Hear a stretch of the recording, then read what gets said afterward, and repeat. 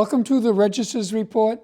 My name is John Buckley. I'm the Register of Deeds of Plymouth County, and this show is about Plymouth County real estate. Our headline for the month was Sales Down, but Mortgages Up for August. This is a September taping of the Register's Report. We're going to be reporting on the August recordings at the Registry of Deeds. I have a couple great guests in the second segment, Tricia Cruz and Patty Sperber of Century 21 Northeast, and I'm going to talk a little bit about Plymouth County and Plymouth Colony history. So let's get to the numbers.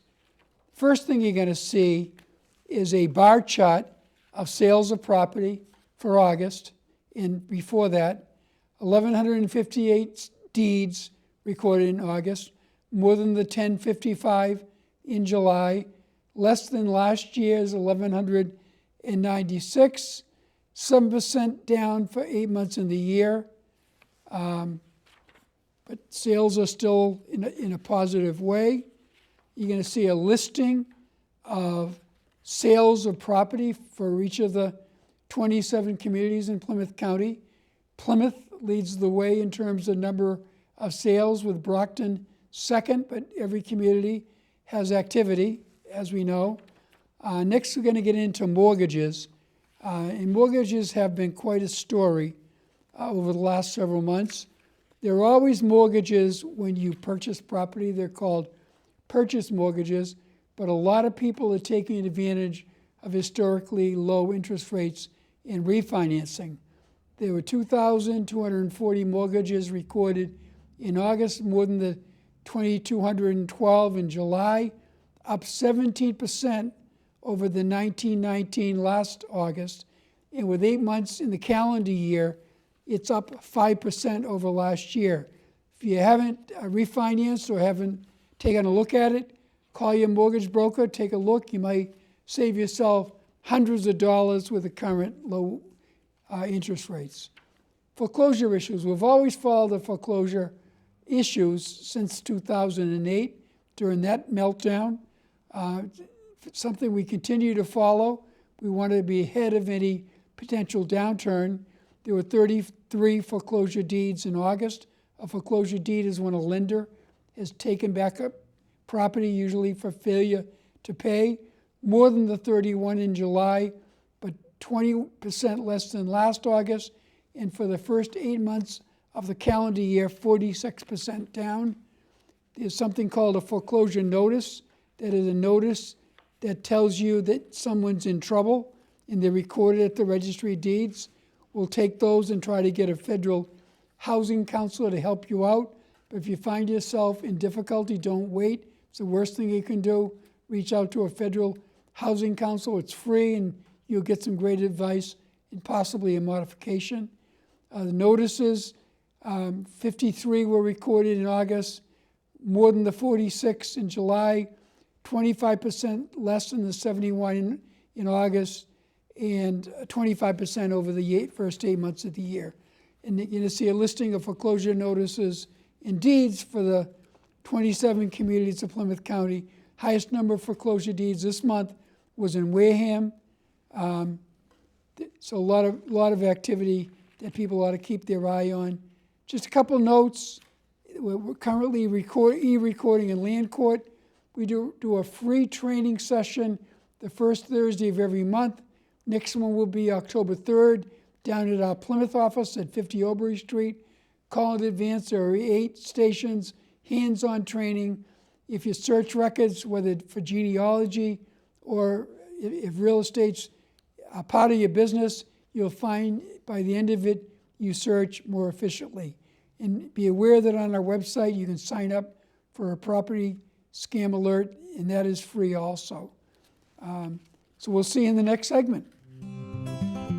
NFC, AFC, offensive linemen, defensive tackles, quarterbacks, and cornerbacks are all living united to ensure the academic success of millions of kids in our communities all the way to graduation day. But that won't happen without you.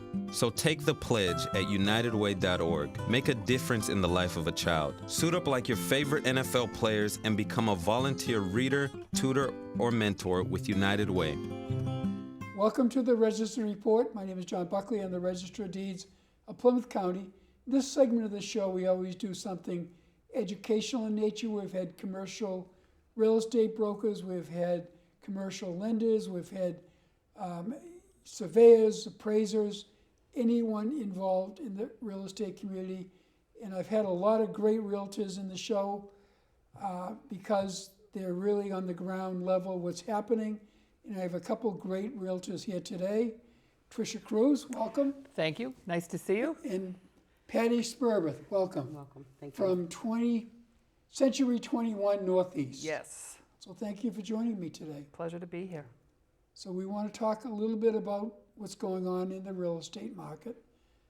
It is still a pretty hot market, although the changes come in all the time. But first, I'd love you to share with our viewers a little bit about you and how you got into the real estate market.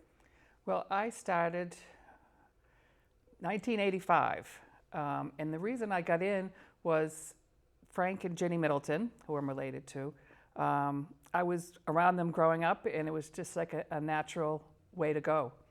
And I learned a lot from them, And they were very, very active realtors over They a were long very period of time. active realtors, very active in the city of Brockton Right. and the other towns. But Yes. yes, Frank started out, actually he was Century 21 when he first started out, but then it was Middleton and Cavallo, and then he merged into just Frank Middleton, and then Cobble Banker. Yep, great. And Patty? So I have been selling real estate for about 15 years. I am originally from Brockton. I had moved back to the area, and my experience was not so great with my realtor. So I figured I would try to make people's experience a little bit better. Great. So what have you seen as of late, Patty, in the real estate market, particularly in this area? So there's more inventory coming on. We are seeing a lot of price changes. I think that some sellers think that the appreciation is still there. So we're seeing a lot of price changes, a lot more inventory, and the buyers are definitely a lot more picky. Tricia? Very true. We still have a very, very healthy market, but it's become more realistic, which in the long run, it's better for the market that way. But I've noticed in the spring, we had an average of maybe 25 people through an open house, and now we're down to maybe 15, 10, which is a normal number. So the buyers are out there, but they're just a little more particular. They have more inventory to pick from. So how was the summer market? The summer market was good. As I say, it wasn't as strong as the spring. It generally never is, but it was a healthy market. Like I said before, it's not the spring market. It's not. We're not getting into price wars, but it was a strong market. What do you see coming up? Or currently, you made the turn from Labor Day a month ago. So definitely seeing a lot more inventory on the market. Interest rates are great, so the buyers are out there. And we probably will see the increase in inventory come up. So people are definitely going to be a little bit more particular, and I think that pricing is probably going to level out. So if someone were interested in selling, Tricia, what is the first thing they would do if they were going to call you? The first thing they would do, I would say, to get their ducks in a row is to make sure that the house has everything done that it should. Peeling paint, broken windows fixed, make it presentable, get rid of the clutter. That's really important. Get it ready to go. Anything you want to add? No, that's actually really important. As you know, we fight the HGTV, so pretty sells. That's what people are looking for. Great curb appeal. So it's super important to look your best. So you've been in the real estate community for a period of time. Has the buyer changed? Do they have more information when they come to the counter, when they come to the table, I should say? They have a lot more information. With the internet, they sometimes have the history of the properties probably better than most of us agents. So they know what's out there. They know what's a good value. They know what they should be buying, and that's where they're directing their attention. Which is why it's so important for sellers to price their homes properly at the outset, because the real buyers have been out there looking. So if you overprice your house out of the gate, you're going to miss those buyers that are already pre-approved and ready to go. So it's very important that the sellers price it properly to the market. We don't make the prices, the market makes the price. So I would imagine that is one of the most frustrating things for a seller when they have a price and people they hear that everything's going well out there and they don't get the nibbles or the people offering the money that they think they should be getting. It all comes down to what has sold in the local area that is similar to, it's just because you want a certain amount of money, it just doesn't work that way. We have to sell a house twice. We have to sell it to a buyer and we have to sell it to a bank appraiser. And they have the final say, and the bank appraiser will use the same comparables that we do. As a matter of fact, Patty can fill you in more. We have problems right now with things are selling and they're not appraising. And then we have to go back to the seller and say, you know, even though you got X, you can't have X. Yeah, I know that in our reports, we've been seeing the average sale price continue to go up. And you say, why is that causing trouble?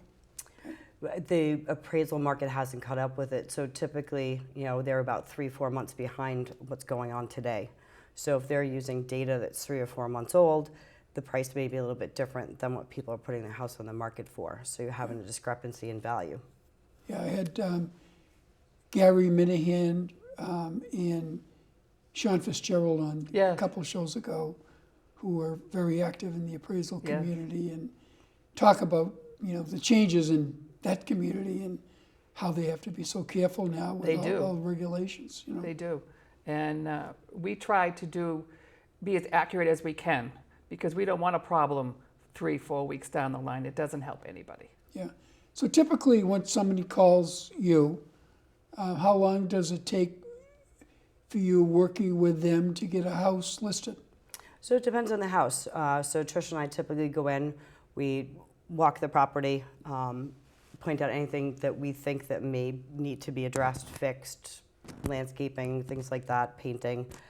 So it just really depends on the seller and how motivated they are. So we give them a to-do list, and if they can get that done within a week or so, then we have our stager, our photographer go in for photos. So it could be as little as a week and a half to, you know, a month, just really depending on the seller. Yeah, same thing. Same thing. And the photographs, to have it ready, the photographs are so important because you have about 5 seconds to capture a buyer. And they get on their phones and they look at the photos. And if the photos don't grab them in about 5 seconds, they're on to the next house. So it's really important that the house is staged properly and that it's professionally done. So what happens after the photographs are taken? It goes on your website, or is there still an MLS? There is still multiple listing service. So you upload them to the multiple listing service to your listing, and then it feeds out to all the search engines. Okay. Zillow, Realtor.com, sure, yeah. and so forth. Right. And then Century 21 website, and then Trish and I each have our own as well. So the feeds all go through there. Great. So let's take a moment and share your contact information. We'll do it again, but how people would reach you, Patty? So best way to reach me is by phone. My cell phone number is 508-942-2959. And Tricia? My cell phone number is 508-930-5454. So let's give you top tips to sellers, for starters, both of you, and then we'll go back and do the buyers. Look at your home like you were a buyer, not your home. You have to take your emotions out of it and get rid of clutter. I have 3 rules: keep, throw away, give away. You don't want to move things twice, and just be realistic. That's the best advice I can give them. I would say make sure you hire a professional and actually take their advice. And as far as getting ready to sell your home, I may love an orange wall, but a lot of buyers don't. So try to make your house as attractive to the most amount of people as you can, and you'll have a much better experience. So give me some top tips for buyers. So buyers. So first and foremost, they need to be pre-approved. And pre-approved with somebody that they trust and care about, that's going to care about them. A lot of times we find buyers have their pre-approvals from these online internet companies. So when you're presenting their offers to sellers, it makes them a little bit nervous that it's not reputable. So if you have a lender that you trust, you get pre-approved, ask them for a recommendation for a realtor. If you know a realtor, ask them for a recommendation for a lender. Tricia, for buyers? I agree with Patty. They need to get their ducks in a row too. They need to get pre-approved by a reputable mortgage company or bank. And they have to know what they can afford. Just because they can afford a certain amount doesn't mean that they should go to that amount. You don't want them to be house poor. So this show's being taped on September 10th. Mm-hmm. Where do you see us going through the fall? I think it's Too going to. early winter, yeah. I think we're going to be pretty much chugging along as we have been. I still think it's a strong market. It's just more of a reasonable market. Yeah. It's a healthy market. Interest rates are still really good, and I think that people are going to take advantage of that.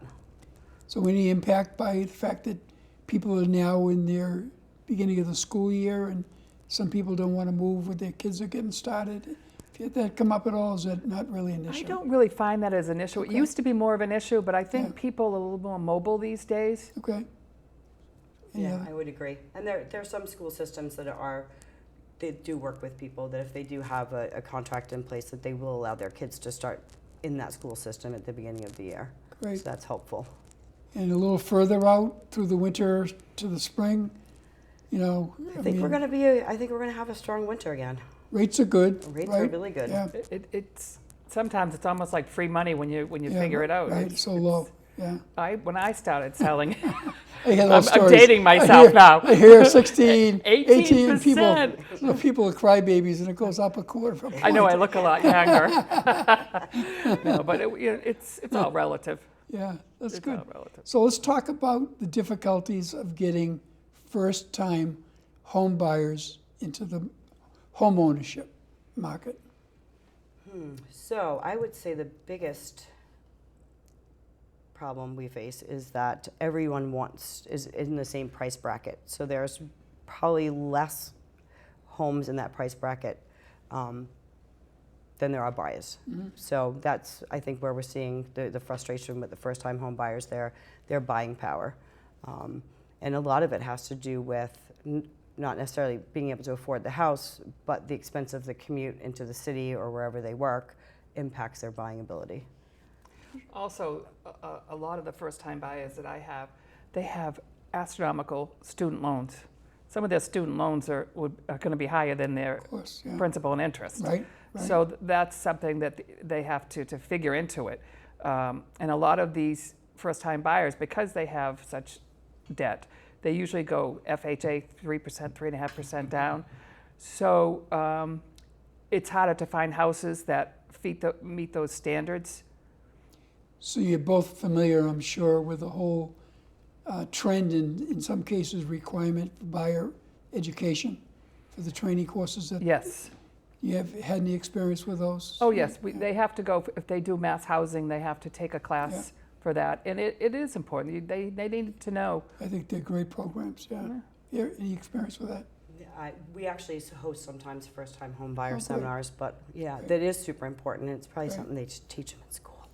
So I was Yes. asked some questions this morning on a radio interview about the future.